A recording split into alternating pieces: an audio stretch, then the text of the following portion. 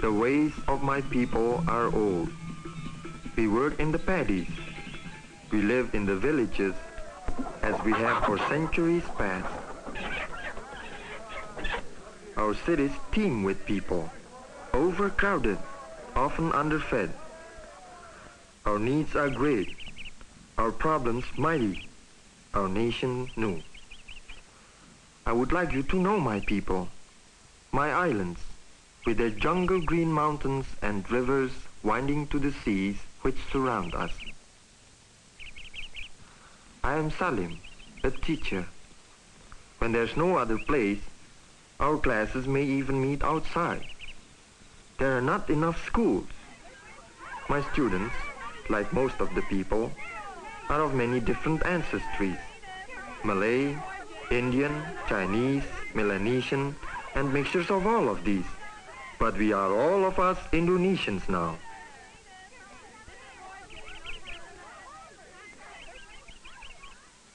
I worry much about the future of our new country. As I leave school in the evening, walking along the shady streets, I often ponder our history and our problems. For over 300 years, we were ruled by the Netherlands. Nearly 80,000 Dutch people lived with us in houses like these. We were called then the Dutch East Indies. They built our cities as they would build a Dutch city, with canals lining the main streets. Dutch banks and trading firms managed our money and business, ran our railroads and communications.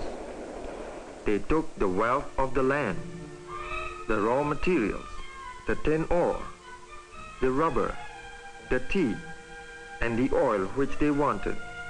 We were their hands. They were our heads. But now it is different. Since World War II, we have achieved our freedom. We are the Republic of Indonesia. Our own president lives in the palace of the Dutch Governor-Generals. We fly our own flag, the Merah Putih, the red and the white. We are grateful to these people of the Netherlands. They left us much, but it is better that one nation does not rule another. I live in a kampong, which is one of the many villages hidden away within the city. Though the kampongs are still crowded, many have moved to homes formerly occupied by the Dutch.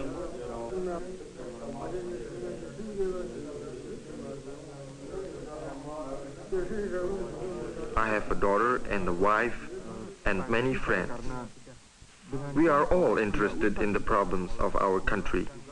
It is sometimes hard for us to agree among ourselves as to what should be done. Only recently, we have decided upon a common language. Most newspapers and books are now printed in the official Indonesian language. But many different tongues are spoken in our islands, and not all yet know the official language. Only 1 out of 3 of us can read and write in any language. We need schools and teachers, thousands more of them, for we know that every part of progress depends upon education. We need schools for adults too. Before independence, we had small opportunity to learn. Most important is the need for trade schools, so that we can learn the skills to produce for ourselves the things which we need. Now, nearly all manufactured goods are imported, and our economy does not produce enough to exchange for all the varied needs of our islands. Nearly 3,000 islands scattered across the equator between Southeast Asia and Australia. 80 million people, the 6th largest nation in the world. The larger islands are Sumatra, Java, Borneo, and Celebes. Although Java has only 7% of the total land area, nearly 3/4 of our people live here. Java is crowded. It consumes too much of the food, money, materials, and attention that should be more evenly distributed among all the islands. Our capital, Jakarta, is here.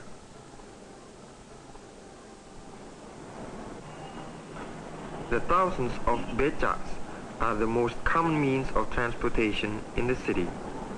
Before World War II, Jakarta had only 500,000 people. Now, there are over 3 million. We still use the canals, or kalis as we call them, for bathing and washing clothes. The Chinese population of Jakarta is large, as it is in most cities of Southeast Asia. Competing political parties, including communists, hold frequent parades and demonstrations. Their banners litter our cities. This one protests what they say is American intervention in Asia. But Jakarta is not really Indonesia, for we are a nation of villages tucked away in the valleys and along our thousands of miles of coastline. The sea and the land and the rain provide nearly all the people of the countryside need in order to live. Over 3/4 of all Indonesians are farmers, like Murjono. Breakfast and other meals consist largely of rice, fish and spices. Our families are very close to one another, and often all of the members of a village are related.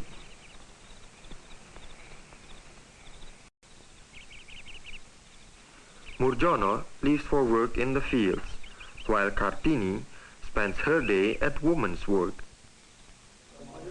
shopping in the market for fruit, vegetables and cooking oil.